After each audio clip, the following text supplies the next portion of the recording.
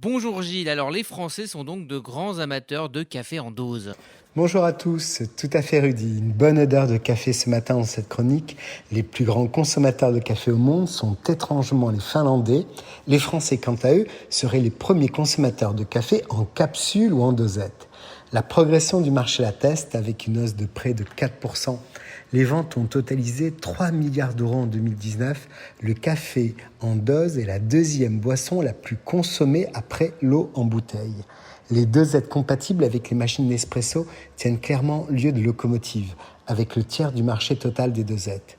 1,37 million, c'est le nombre de capsules vendues chaque jour en France, soit environ 500 millions d'unités par an ou encore 16 dosettes par seconde.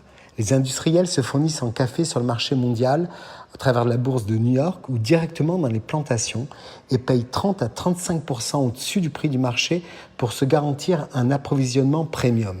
Pour mémoire, le café en capsule coûte 85 € le kilo, quand il revient à 15 € le kilo au consommateur quand il est en grain dans une machine traditionnelle.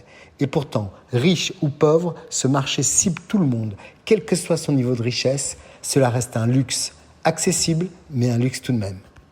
Alors Nespresso est donc indéniablement le roi de la capsule. Non, Rudy, plus vraiment. Depuis que son brevet est tombé dans le domaine public, il est attaqué par une quinzaine de marques, comme L'Or ou Grand-Mère, détenues pour la plupart par le trust américano-néerlandais Jacobs Douwe Egberts. Ce qui a fait entrer la capsule dans la grande distribution et en l'occurrence fait exploser les ventes. Ce dernier segment croît dans la poursuite de l'explosion des ventes et table sur un bond de 50% du chiffre d'affaires des dosettes compatibles à 600 millions d'euros prévus d'ici 2022.